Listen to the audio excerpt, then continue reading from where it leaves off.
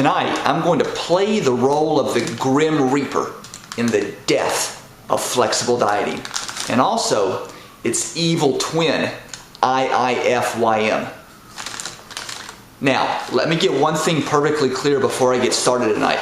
This video is not for guys, and it's not for the 2% of women that are hard gainers and are trying to pack on mass and eat a ton of calories and junk to do whatever it takes to gain weight.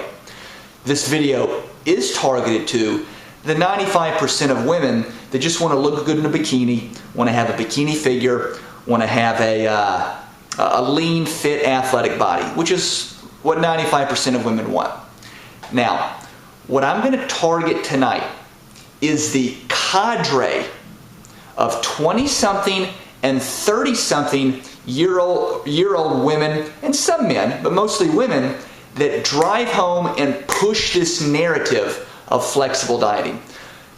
And most specifically within flexible dieting, the narrative and agenda that it's superior to eat a cookie every single day. Could be a cookie, could be a brownie, could be a cupcake, could be a bowl of Fruit Loops cereal, whatever. They push that agenda to eat junk food every single day.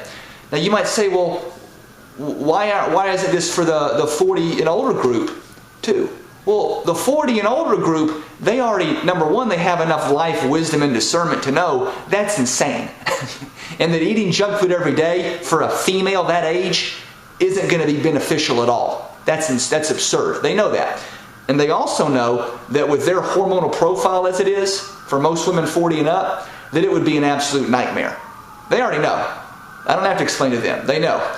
It's that 20-something and 30-something year old cadre of women that will embrace and hold on to the narrative until their knuckles turn white. They will embrace the narrative that junk food every day is superior to healthy, balanced nutrition every day. They're going to hold on to that narrative. They don't want to hear otherwise. They don't want to believe otherwise. They don't want to understand and they don't want to believe that balanced, healthy, whole food nutrition is superior to everything, and that junk food every day is not beneficial. They don't want to hear it. They will reject that notion. It's like showing a cross to a vampire. It's like taking Damien from The Omen into a church. They don't want to hear it, and they're going to reject it. And let me say this right now. For you cadre of women out there, and some men, what I'm about to tell you tonight, and for those listening, is going to absolutely block every rebuttal they've ever made, and that they do make, and they say. Every rebuttal as to why eating junk food is superior to eating healthy, nutritious food. You see, I've studied these people, and I know what they say. I've read their blogs, read their Facebook posts, men and women now. And I know their defense mechanisms. I've already studied them. And tonight, I'm going to dissect them like a frog in a biology lab. So pay attention as I tell you right now what you can expect from these folks. Now, once again, it can be men too. So men and women that push this narrative of eating junk food every day, they have two common themes, two characteristics you're going to see. Everybody that pushes this flexible dieting narrative has these two that I've seen. Characteristic number one. They have had or still have with relapses an eating disorder. Number two, they are emotionally unfulfilled in some area of their life. They need more love. They need more attention. They're lacking trust. Whatever. Now, if you're oftentimes the eating disorder and the emotional unfulfillment, they're going to overlap. They're going to overlap. Those two are usually going to overlap almost always. If you have one, you're going to have the other. They go hand in hand. So, with that being said, the first rebuttal you're going to get from this crowd is when you tell them that you shouldn't eat junk food every day, that it's not beneficial. This is what they're going to say. Don't ever put restrictions on what you can eat. Restrictions are bad. That's what's going to cause you to eat junk and binge. Let me say this very loud, and let me say this very clear. Every woman out there needs boundaries on what she puts in her mouth. What you call restrictions, I call boundaries. If your yard, if the pasture, if the field is big enough, and you have a wall up and a fence up, you're not going to want to jump over the fence if the field is big enough.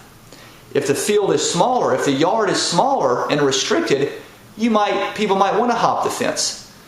But think of the yard as a nutrition. If the yard or the field or the pasture is big enough and you have enough diversity, you have enough olive oil, broccoli, ground beef, wild fresh salmon, orange roughy, brown rice, quinoa, black beans, chickpeas, asparagus, green beans, and the list goes on and on. If you have enough healthy, nutritious food, you're not going to want to jump. Remember, boundaries are in place to protect you. It's there to protect you. And if you're given enough variety and amount of food, that's there to protect you. You're not going to want to jump the fence or jump the boundary. So the take-home point with that is they're there to protect you. You can call them whatever you want, but I call them boundaries. Next, moving on. The next thing they're going to say is that if you eat a little bit of junk every single day, then you won't want to binge. You won't want a big cheat meal. Well, that's like taking a heroin addict and saying if we give you a little bit of heroin every day, you'll never want the full dose. And the reason these people push that narrative so much is because they crave so badly that chemical high, that endorphin rush. You see, when you eat a cookie, or you eat a brownie, or a bowl of Lucky Charms cereal with a big blob of whipped cream on top, what that does is it elicits a chemical response, an endorphin rush, or a chemical high. And that chemical high is a feel-good sensation from the endorphins, and it will temporarily fill a void in your life. It will temporarily fill the void if your marriage is on the rocks, if you hate your mother-in-law, if you got a problem child, if you have anxiety and stress from work. It will do that. And when you have just one, what that's going to do is it's going to be very hard to stop at one because your body's going to want more and more and more. Now, this will carry us into our next point. But to wrap this up, point number 2 up is that the reason they want this so bad and want that one cookie every day so badly is because they had eating disorders. And they say they had them and don't have any more, but these people are still in relapse.